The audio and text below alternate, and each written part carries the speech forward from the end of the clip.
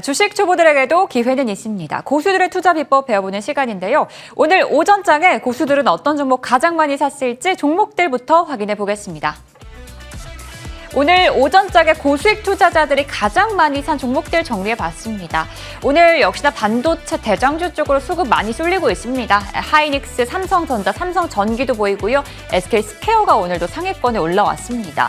그 뒤로는 반도체 소부장주들 보이고 오늘 전력 설비주들도 보이는데요. LS 일렉트릭 그리고 효성중공업도 올라와 있네요. 제약바이오 쪽에서는 D&D 파마텍이 유일하게 10위권 안으로 올라와 있고 그 외에는 오늘 현대차도 15위권까지 올라와 있습니다. 여기서 우리는 몇 종목 함께 체크해보고 가시죠.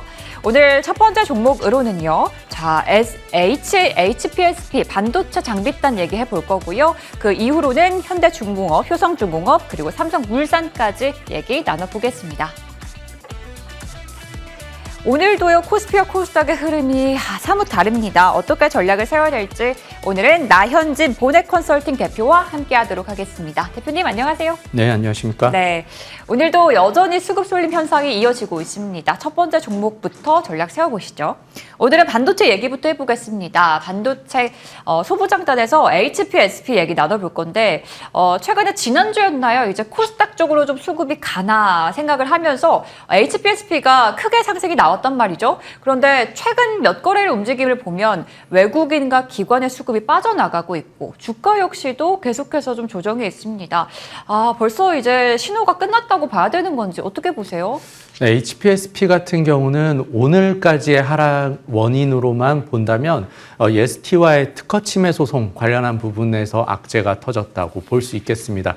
그와 더불어서 코스닥의 수급 약세의 영향도 같이 받고 있는 상황으로 보이는데 HPSP의 성장성만 놓고 본다면 특허 침해 소송 여부와 상관없이 고압 수소 어닐링에 대한 장비 수요 그리고 여기서 나올 수 있는 영업이익률 매출이 한 50% 이상의 영업이익률을 기록을 하면서 앞으로의 성장 가능성과 증설 효과도 같이 누릴 수 있는 기업으로 보고 있습니다. 그로 인해서 저가에서 이제 수급이 들어오고 있다고 보고 있는데 아직 신규 매수 관점이라고 한다면 현재까지의 하락폭 이상으로 코스닥에서 조금 더 추가적인 하락세가 나올 수 있다고 보고 5만 원에서 5만 5천 원 정도 라인에서 신규 매수 관점에서 보시면 좋을 것 같습니다.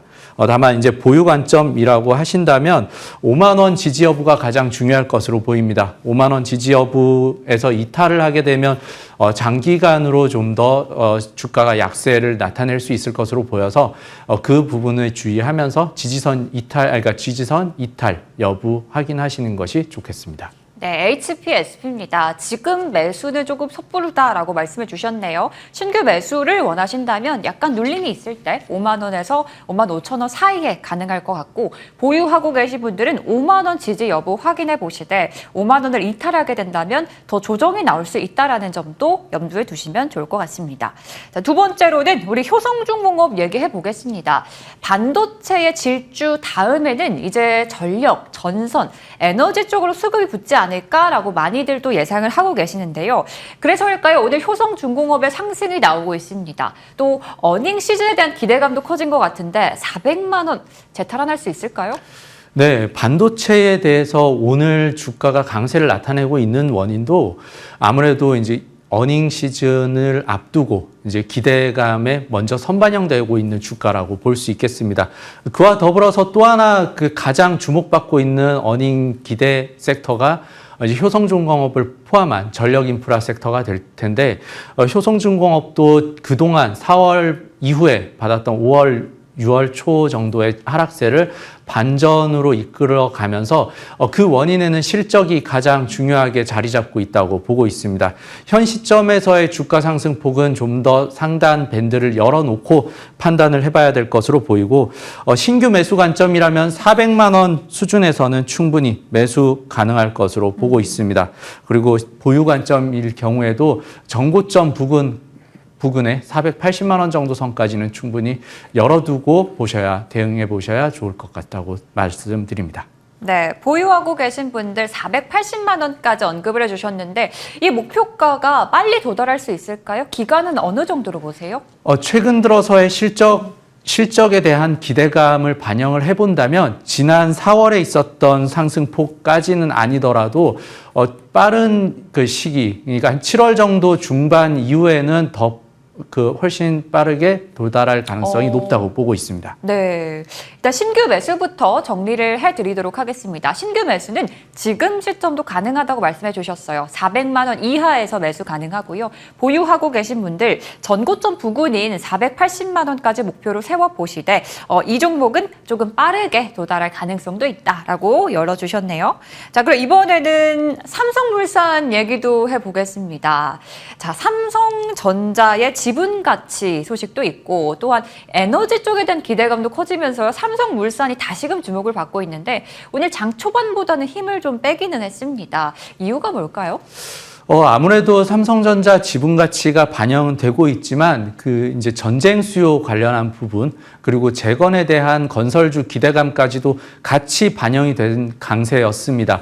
그렇지만 오늘 좀 전에 이제 또 속보로 나온 부분에서는 아직까지 서명 합의가 완료되지 않았다는 내용이 나오면서 약간의 소폭 조정을 받고 있다고 보고 있습니다. 그보다는 SK 스퀘어도 포함해서 삼성물산이나 삼성생명 같은 경우 삼성전자 지분 가치에 대한 부분이 좀 더 주가 상승에 더 크게 영향을 미쳤기 때문에 물산 관련한 건설 부분에 관련한 부분을 제외하고도 좀 더 추가적인 상승 여력은 남아 있다고 보고 있습니다. 네, 삼성그룹주 중에서 오늘 삼성물산이 또 가장 또 상승률이 높은데요. 그럼 신규 매수 관점, 또 보유자의 관점 나눠서 한번 설명을 해주시죠. 예, 신규 매수 관점이라고 본다면 현재 시점에선 신고가를 계속해서 내려고 하는 움직임이기 때문에 현재 시점 52만 원 정도 수준에서의 매수 유효해 보입니다. 그리고 보유 관점이라고 하신다면 현재 시점은 이격이 축소됐다가 확산되는 구간의 초입에 있다고 보고 있고 네. 60만 원 정도 선을 돌파했을 때까지 보유하시는 전략 말씀드립니다. 네, 신규 매수는 52만 원 이하에서 매수 충분히 가능하고 보유하고 계신 분들은 목표 주가를 60만 원 이상으로 한번 잡아보시면서 보유하는 전략 소개해 주셨습니다. 그러면 종목도 점검을 하나 해볼까 합니다. LG전자 얘기해 보겠습니다. 이제 젠슨 황 엔비디아 CEO가 방한을 하면서 가장 많이 주목을 받았던 종목이기도 한데요. 그런데 그 이후로 유의미한 상승이 크게 나오고 있지는 않습니다. 보유하고 계신 분들도 정말 많은 종목일 것 같은데 어떤 대응이 필요할까요?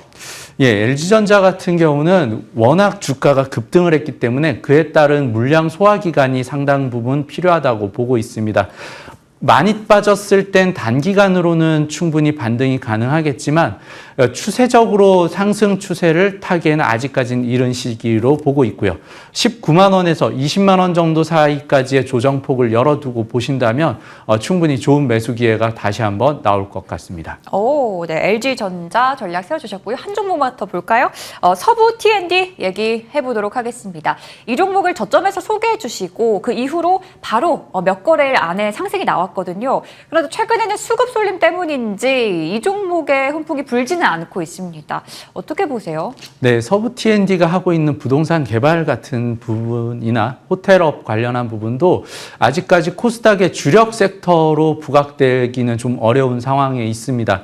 그래서 주가 또한 역배열 상태가 계속 유지가 되고 있는 상황이라서 역배열 저항을 계속 받고 있다고 보고 있습니다. 횡보가 조금 더 길어질 수 있다는 점을 유의하시면서 대응해 보시길 바라겠습니다. 네, 솔직하게 답변 주셨습니다. 횡보 장세도 염두에 두셔야 될 것 같아요. 자, 그럼 오늘의 관심주 바로 들어보도록 하겠습니다. 어떤 종목으로 시장 대응해야 될까요? 네, 아무래도 오늘 강세를 나타내고 있는 삼성전기 오늘 장의 관심주로도 말씀드리고 싶습니다.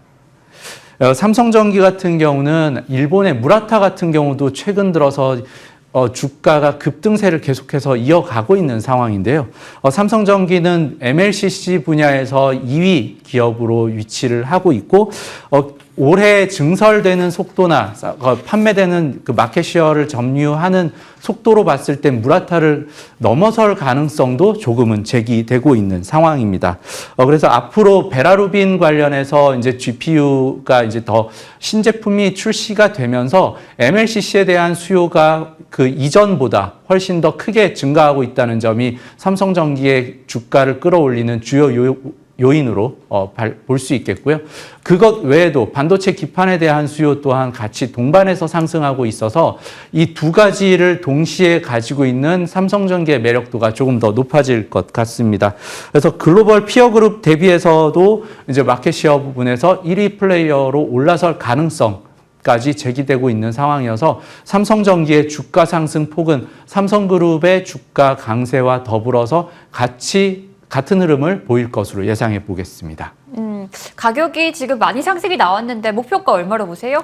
예, 하이닉스 같은 경우도 주가가 어느 정도 너무 많이 올랐다 했을 때도 추가적인 상승이 나왔기 때문에 삼성전기 같은 경우는 매수가 232만 원 제시드리고요. 목표가 250만 원. 손절선 220만 원 말씀드리겠습니다. 네, 삼성전기 목표가 250만 원 잡아주셨습니다. 그럼 저희는 여기서 인사드리겠습니다. 오늘 나현진 보넷 컨설팅 대표와 함께했습니다. 시청해주신 여러분 고맙습니다.